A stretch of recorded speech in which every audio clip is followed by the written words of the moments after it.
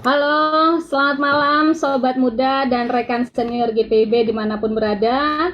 Kembali lagi malam ini kita jumpa di podcast Satgas on the Spot bersama saya Pendeta Dewi Sinta. Nah, podcast kita malam hari ini tanpa terasa sudah masuk ke episode ke-16.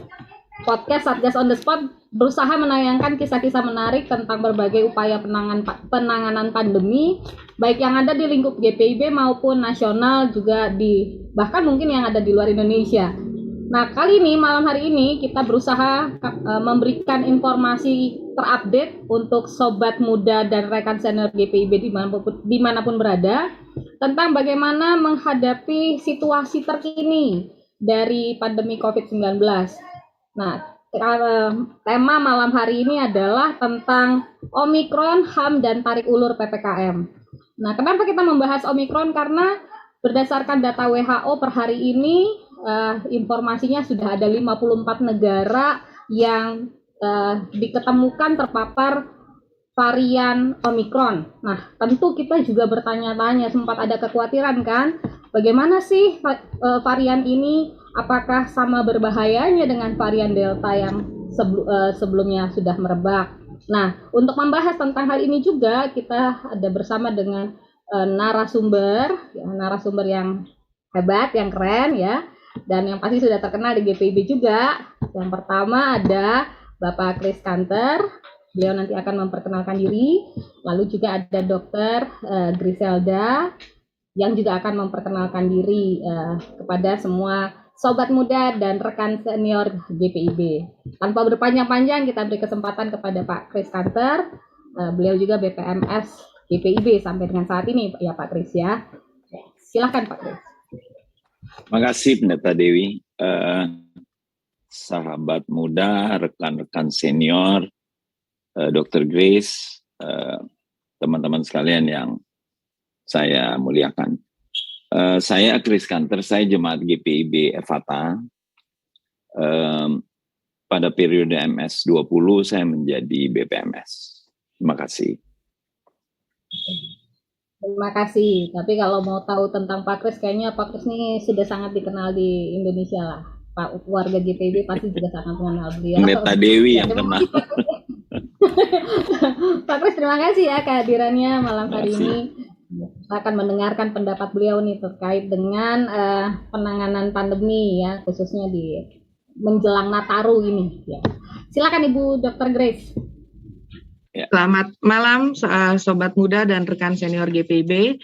Saya Griselda Ayer, saya juga merupakan jemaat di GPIB Paulus, dan kebetulan juga kemarin pada periode ini dipilih untuk menjadi wakil di Yayasan Kesehatan GPIB.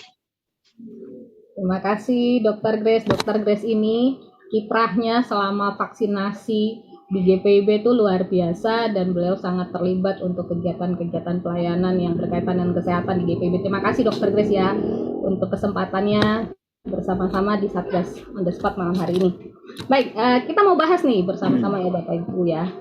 Bapak Ibu narasumber, kan bagaimanapun kondisi waktu terpapar varian Delta, kita sempat mengalami trauma yang luar biasa karena yang menjadi korban banyak ya dari varian tersebut.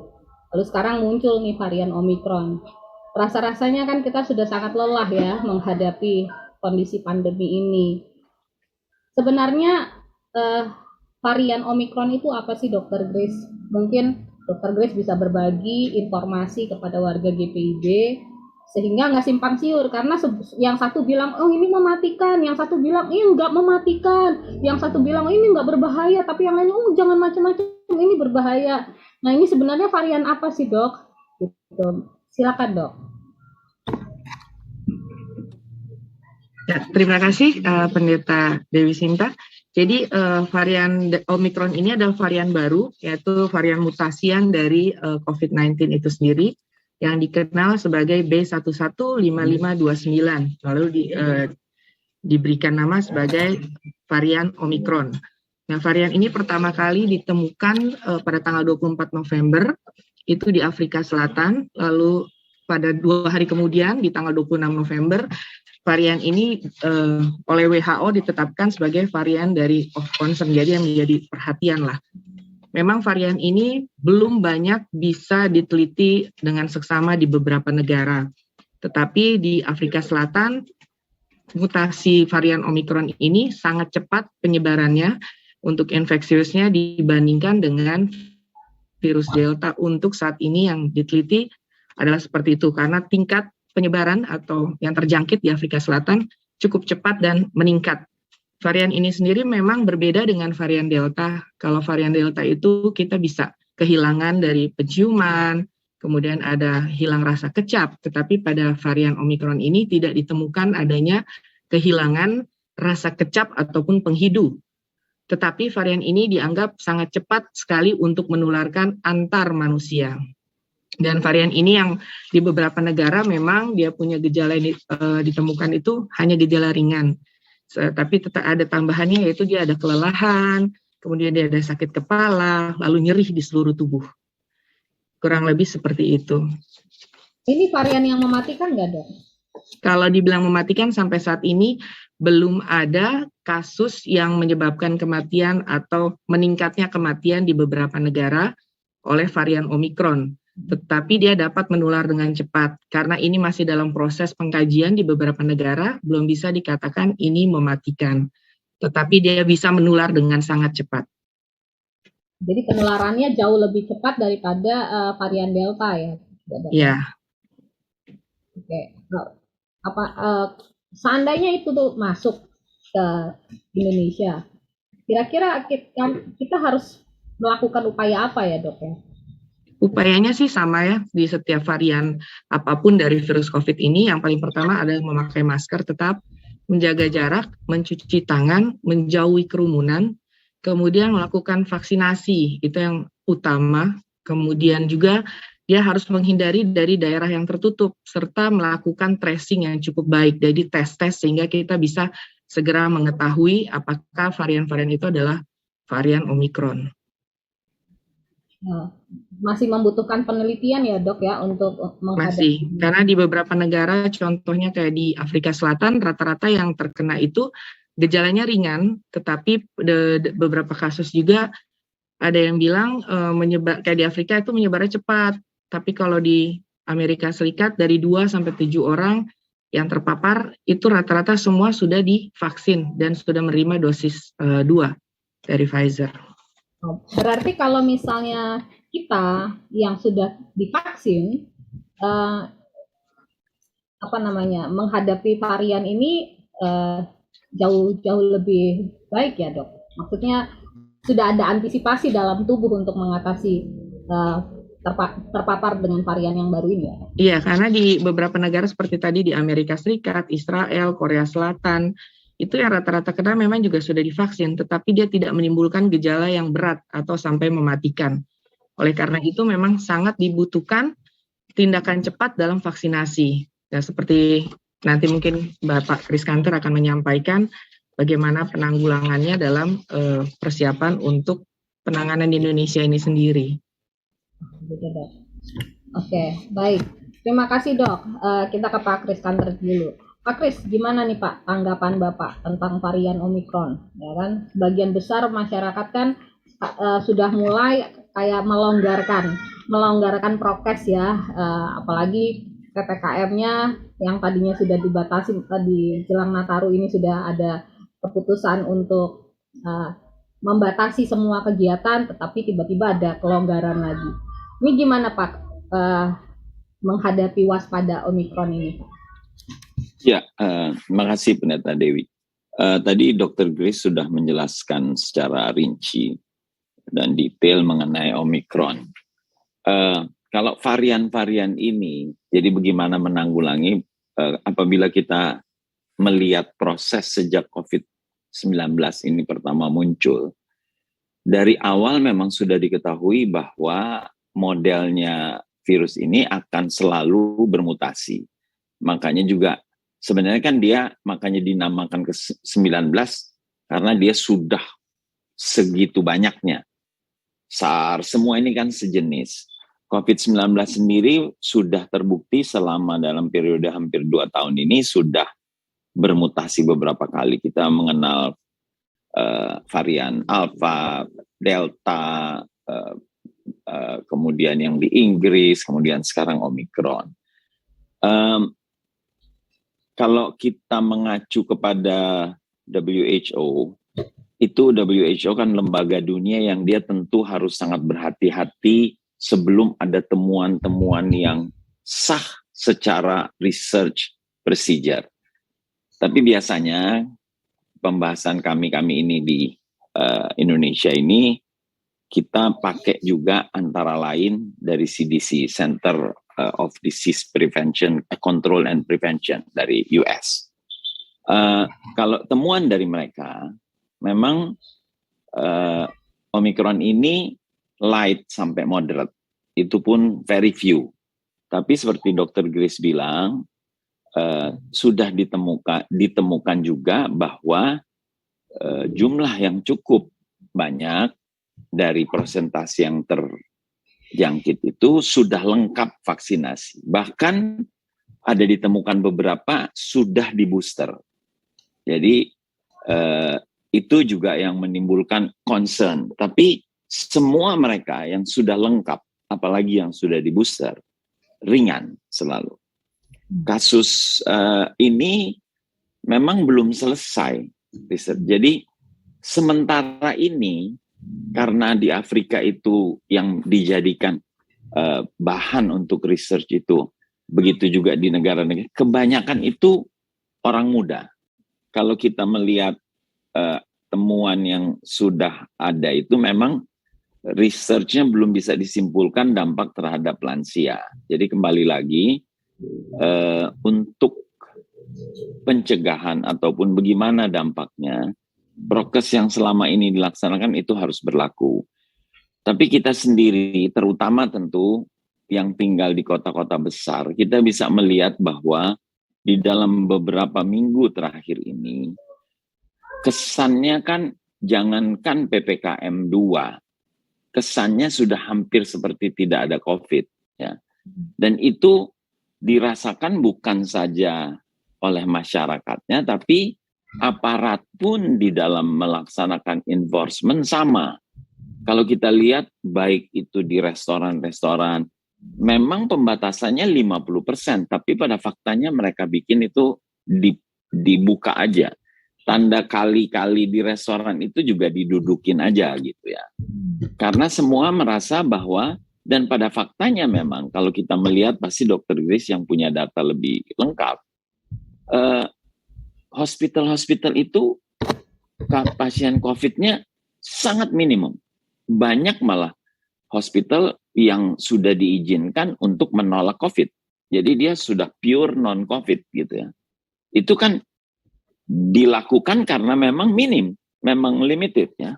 Nah, tapi kalau menurut saya kita sebagai warga GPIB tidak bisa kita mengambil asumsi seperti apa data yang sudah ada di pemerintah. Bukan pemerintahnya bohong, pemerintahnya sepanjang saya tahu selama ini nggak bohong, dia selalu fakta-fakta aja. Kalaupun ada kalaupun dia batasi, dia tidak bilang. Tapi bohong sih saya belum pernah mengalami.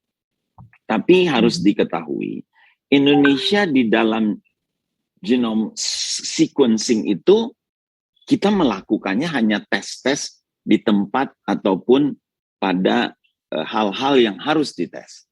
Kita tidak melakukan itu misalnya seperti di Singapura, karena kan sulit buat Indonesia, 260 juta begini luasnya, pulau yang berpenghuni lebih dari 18.000. Kalau di Singapura itu dia betul-betul itu dia kejar terus, itu dites terus. Itu sebabnya pasti ketemu. Kalau saya tentu ini pribadi, saya ini bukan dokter, bukan ahli, sering ikut aja dalam pembahasan-pembahasan masalah ini. Kalau saya sih yakin pasti sudah ada. Kalau saya. Jadi yang paling benar adalah kita harus ekstra hati-hati di dalam menerapkan seperti kita menghadapi Delta. Untung puji Tuhan ini sampai sekarang belum ada istilahnya fatality yang di-reported gitu mengenai Omicron ini. Tapi kan kita nggak bisa main-main karena kan belum tahu kita. Kedua, yang seperti Dr. Grace bilang, dan itu juga sangat disadari oleh pemerintah, itu vaksinasi memang jelas banget itu mutlak. Gitu.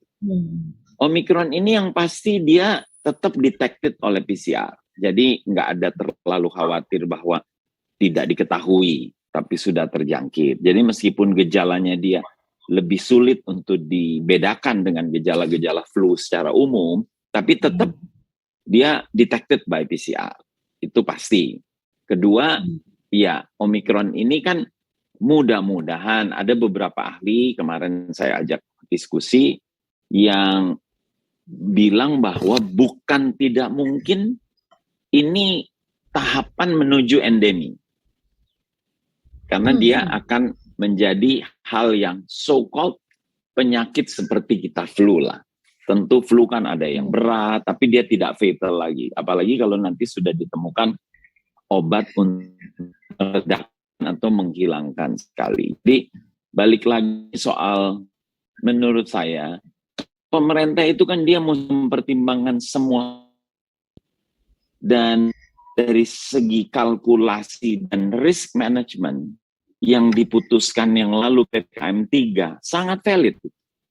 Tapi kemudian kan Presiden dalam hal ini telah melihat pertimbangan bahwa baru daerah kita ini dari hampir mati atau kolaps, misalnya daerah-daerah kota tujuan wisata, baru mereka mau memulai kita tahu-tahu dikenain PPM level 3. Jadi mempertimbangkan semua aspek, menurut saya ini yang kenapa level 3-nya dibatalkan. Tapi kan pembatasan di level 2 masih hampir sama.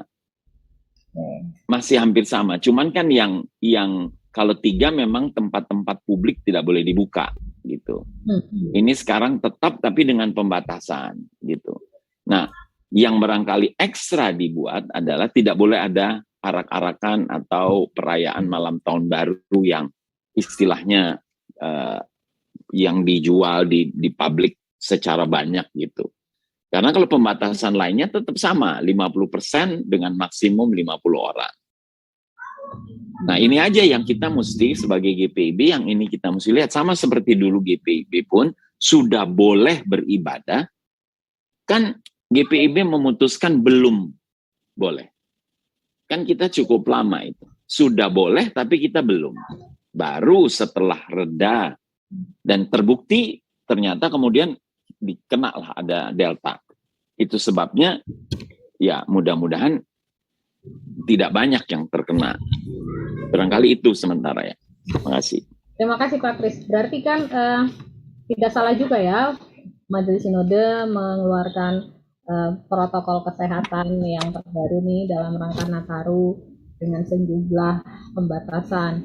Walaupun sebenarnya pro kontra juga di jemaat-jemaat ya, yang mengatakan ini kok seolah-olah gereja menghalang-halangi sukacita menjelang Natal tahun baru. Kok cuma kayak nakut-nakutin aja ya. Padahal kan kita berusaha saling menjaga ya Pak Kris ya, Dr. Grace ya. Kita berusaha saling menjaga karena kita nggak bisa lupa kita pernah dicap sebagai klaster penyebaran COVID dan bagaimanapun kan kita sedang berusaha sebagai gereja untuk benar-benar memperhatikan keselamatan bersama gitu. Apa namanya? Gimana sih menurut Dr. Grace nih, kita ke Dr. Grace dulu. Dr. Grace, gimana apa yang harus dilakukan oleh para presbiter nih dalam mensupport warga jemaat ya, terutama di Natal tahun baru ini. Kan ini sudah ada banyak ibadah-ibadah pranatal, katakanlah begitu kan, pranatalnya anak lah, pranatalnya remaja, teruna, pemuda, bahkan lansia nih. Apa yang harus diterapkan Dok? Apa yang harus diterapkan nih dari para presbiter juga panitia Natal yang ada di jemaat?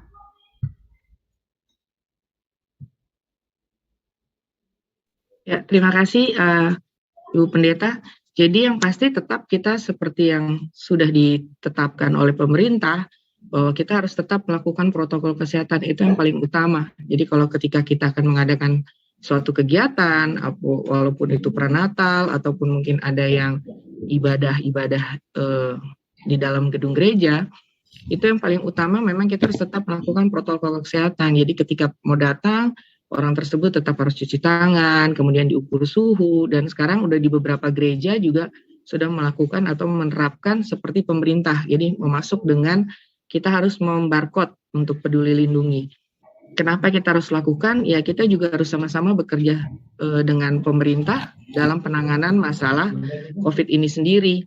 Kemudian membatasi terutama orang-orang yang berkerumun di dalam gedung atau di dalam suatu ruangan, apalagi di ruangan tertutup tentunya, kita juga tetap harus menjaga itu protokol. Jadi tetap menggunakan masker, jaga jarak, jadi duduk-duduknya juga harus ada jarak. Kemudian harus ada limitasi dalam satu ruangan. Apalagi sekarang kita khusus dalam Nataru ini kan, khususnya DKI ya, itu menerapkan PPKM level 3. Gitu. Dan itu saya rasa sih memang untuk saat ini terbaik, walaupun semestinya angka seperti Pak Kris Kanter bilang, Indonesia itu sendiri sudah sangat menurun angkanya, terutama DKI per hari ini aja cuma 26 orang. Tetapi itu bukan menjadi suatu euforia buat kita begitu mendapatkan angka, 26, lalu kita lakukan longgar lah dengan prokes-prokes itu. Tidak akan pernah ada yang mengetahui apakah kita akan terkena impact gelombang 3 atau tidak. Itu tidak ada yang bisa memastikan dengan 100%. Jadi untuk kita bisa menghindarinya tetap melaksanakan prokes dengan sangat baik dan ketat. Ya dok ya, benar ya. Saya tertarik menambahkan apa yang disampaikan Dr. Grace itu penting. Kita harus mengambil contoh ya, misalnya seperti Eropa yang rate of people being vaccinated-nya sangat tinggi sekali mereka, jauh lebih tinggi dari kita. Dia sudah masuk sampai gelombang kelima. Kenapa? Menurut saya dan dari hasil pembahasan kita, ya karena mereka menganggap ini sudah normal. Akibatnya, apalagi ditambah lagi dengan adanya model kayak Delta yang lalu, kemudian Omikron sekarang yang tingkat penularannya lebih tinggi, itu otomatis dia menyebar dengan sangat cepat. Sangat cepat. Ya, mudah-mudahan dijauhkan Tuhan, tapi misalnya satu gereja itu ada satu jemaat itu ada kena Omikron, terus dia bergereja dan tidak melakukan prokes yang ketat seperti biasanya, otomatis satu gereja itu, dan mereka kan pulang dari gereja ngumpul dengan keluarganya, langsung kena semua. Dan itu makanya sangat cepat karena dia juga di Eropa itu, dia langsung nyambung dengan dia udah ke kantor, sudah seperti normal. Itu yang menurut saya, terutama jemaat GPIB, harus betul-betul memahami dan kembali lagi kepada makna Natal itu sendiri. Kalau Natal itu kita bikin orang banyak jadi sakit dan susah, dan keluarganya dan lingkungannya, saya rasakan itu bukan the way of us celebrating Christmas. Gitu. Betul Pak. Ini menarik juga ya. Hari ini kan juga kita memperingati Hari Hak Asasi Manusia. Tadi Bapak menyinggung tentang suasana di Eropa. Jadi teringat dengan demonstrasi beberapa waktu yang lalu dilakukan oleh masyarakat kepada pemerintah karena protokol kesehatan dan pembatasan-pembatasan yang dilakukan pemerintah dalam rangka penanganan pandemi.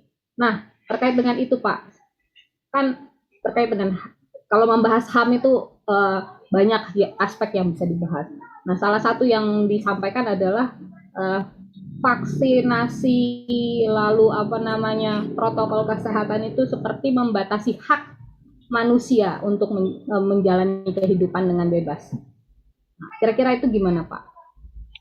Ya, memang hak asasi manusia itu kan jangankan di urusan penyakit ya, di dalam banyak urusan itu selalu menjadi pertentangan yang sangat tajam ya. Saya meskipun pasti ada yang tidak sepaham ya, tapi misalnya gitu ya, ada teroris yang mau meledakkan bom di tengah masa gitu ya, ketentuan daripada penanganan penggunaan senjata api oleh aparat, harus ada tembakan peringatan lah, macam-macam. Kalau saya dalam pemahaman bahwa hak asasi orang banyak itu yang jauh lebih penting daripada hak asasi orang ini. Nggak pakai peringatan pun ya, sebab kalau mau tunggu pakai peringatan ya keburu meledak bomnya kan. Ini cuma contoh ya. Kalau dalam konteks COVID ya, ini kan kalau di Amerika, negara-negara Eropa, Amerika lebih parah ya. Itu kenapa sulit sekali di sana penerang? Karena mereka merasa itu melanggar hak asasinya dia, bahwa dia disuruh pakai masker. Itu jangankan vaksin, pakai masker dia anggap itu melanggar hak asasi. Bagaimana kalau kita supaya tidak terlalu panjang? Kalau menurut saya, ya, the principal right di dalam hak asasi manusia nomor 1 mengenai COVID oleh pemerintah sudah di-provide. Apa itu? Semua mempunyai hak yang sama mendapatkan vaksinasi, bahkan tidak bayar. Semua. Itu paling utama dulu dari hak asasi. Itu dipenuhi.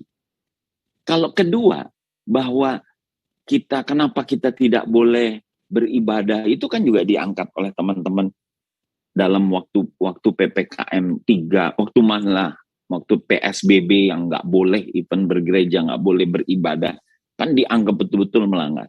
Jangan lupa, the principle of hak asasi manusia adalah kesetaraan. Kesetaraan apa?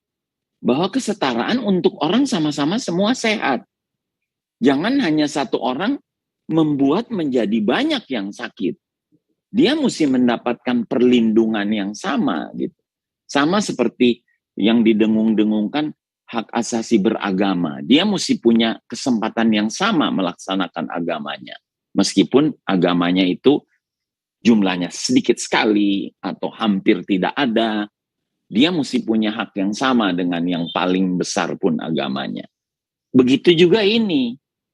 Jadi jangan dilihat dari angle bahwa semua boleh, hak saya dong buat ngumpul, hak saya dong mau ke gereja, hak saya mau merayakan Natal. Nggak bisa begitu. Hak untuk berkeluarga dan menikah itu ada dalam principal values daripada hak asasi manusia. Secara global itu prinsipalnya. Tapi bukan berarti bahwa dia boleh dinikahkan dengan mengundang orang 30, 50, ya boleh. Ya udah, either penghulu atau pendeta dengan pasangannya selesai. Hak dia dipenuhi gitu. Harus dilihat dari angle ini karena akan bikin susah begitu banyak orang gitu. Karena ini sudah jelas-jelas terbukti bahwa dia menular, bahwa dia mematikan.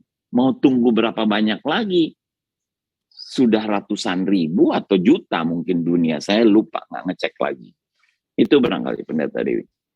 Ya, terima kasih. Saya tadi mencatat yang Pak Kris bilang ya, bahwa hak asasi untuk seorang manusia juga harus mengingat hak asasi manusia yang lain.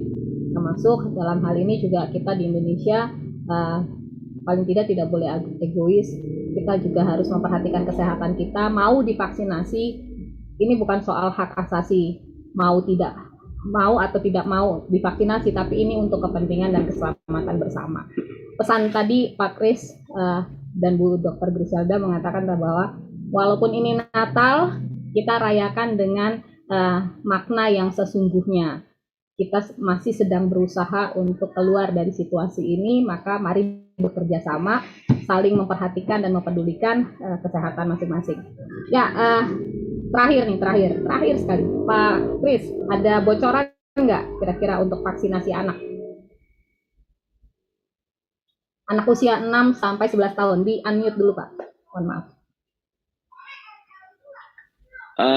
Sebenarnya kalau pemerintah sudah memutuskan, bahkan sudah menginstruksikan untuk anak itu yang di bawah 12 tahun itu divaksinasi. Tapi kemarin ini, sebelum Omikron, sebelum dalam kaitan ini Natal tahun baru, itu instruksinya itu dilaksanakannya selalu dikoordinir oleh sekolah.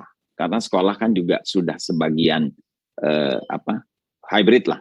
Dia sudah hybrid. Jadi kenapa? Karena memang memonitor anak mana dengan umur berapa itu kan dianggapnya jauh lebih mudah melalui sekolah. Tapi fakta yang ada memang lambat sekali. Saya terus terang nggak tahu di mana dia ini. Tapi pemerintah kita kan harus kita akui, Kemenkes, kemudian instansi-instansi lain yang dalam koordinasi bersama-sama BNPB itu kan agile, dan mereka cepat sekali melakukan perubahan-perubahan, bahkan mengakui kesalahan pun nggak pernah ragu, which is menurut saya itu harus di-appreciate-nya. Ini sekarang kan akan di-push karena dilihat ini terlalu lambat.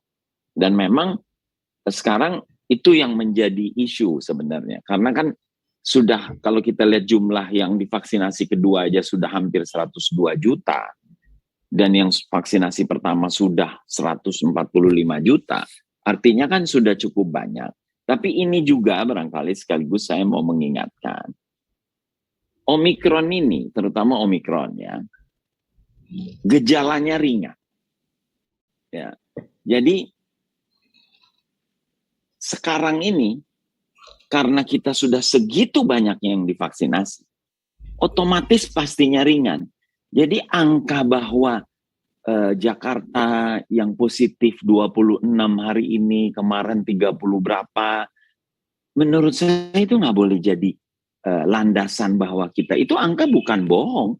Tapi kan ada banyak sekali orang positif nggak ngerasa perlu ke rumah sakit. Dulu aja dia kalau nggak terpaksa dia nggak ke rumah sakit. Dan di kita kan tracking and tracing untuk mengenforce, bawa orang itu masukin seperti di Singapura, nggak bisa. Teman saya, ada yang dia lewat transit Singapura dari Amerika, kemudian dia balik ke Jakarta, kemudian habis 3 minggu dia diundang kawinan di Singapura. Dia ke Singapura, masuk Singapura, tak dipegang langsung. Rupanya di pesawat yang waktu dia datang sampai ke Singapura itu, penumpang di depannya positif. Dia sih enggak. Tapi begitu. Nah itu kan di sini belum. Dan sulit kalau kita mau melakukan itu. Jadi bukan nggak mungkin, ini ada banyak yang positif. Yang kita nggak tahu karena mereka ringan kan. Buat apa? Ya amit-amit dia dijauhkan Tuhan. Kita juga kan kalau sampai, ini pilek kali, kan paling begitu. Apalagi kalau kita nggak mau periksa PCR, nggak mau lah. Nggak apa-apa lah ini flu. Positif atau flu kita nggak tahu. Biasanya tahu karena mau terbang, mesti PCR. Barulah tiba-tiba fakta itu. Jadi lebih baik kita ekstra hati-hati gitu. Jangan mengandalkan bahwa nggak ada kok, udah nggak ada. We never know that.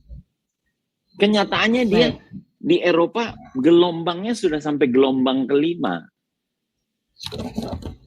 Itu fakta kan. Dan vaccination rate dari vaksinasi tinggi sekali loh. 90%, 80% lebih gitu. Baik. Itu, Bang. Makasih. Terima kasih Pak Kris. Jadi itu penegasannya.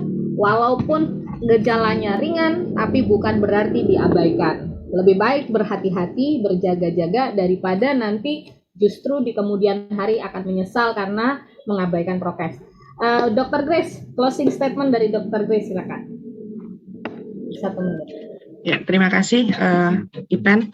Jadi kalau dari saya tetap kembali menghimbau untuk seluruh warga GPIB tetap melakukan protokol kesehatan, jangan terlalu euforia.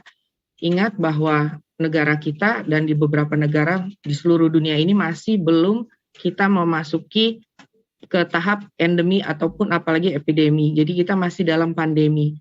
Tetap lakukan protokol kesehatan dengan baik, bantu pemerintah apabila yang belum melakukan vaksinasi untuk ikut serta dalam vaksinasi supaya kita juga bisa kembali seperti di zaman dahulu yang ada flu, itu 20 tahun lebih. Ketika kita menerima vaksin, sekarang kalau kita kena flu seperti sakit biasa saja, minum obat boleh, tidak minum juga boleh. Tetap lakukan protokol kesehatan dan tetap mengikuti koridor-koridor yang sudah ditetapkan oleh pemerintah. Baik. Terima kasih closing statement-nya Dr. Grace. Terima kasih banyak Pak Kris dan Dr. Grace sudah berbagi di podcast malam ini. Kita dapat informasi yang sangat kaya sehingga kita nggak was-was menghadapi situasi waspada Omikron ini, tetapi juga tetap menjaga protokol kesehatan, tetap berhati-hati, menjaga diri dan menjaga kesehatan kita bersama semua. Nah, bersama kita ada tim yang di belakang sana, Pak Dedi Terik, Pak Stephen Suwu, terima kasih. Kita hai-hai dulu ke Sobat Muda. Pak Dedi, Pak Stephen. Ya, rekan senior GPIB. Terima kasih, kita sudah sampai di bagian akhir podcast Satgas on the Spot.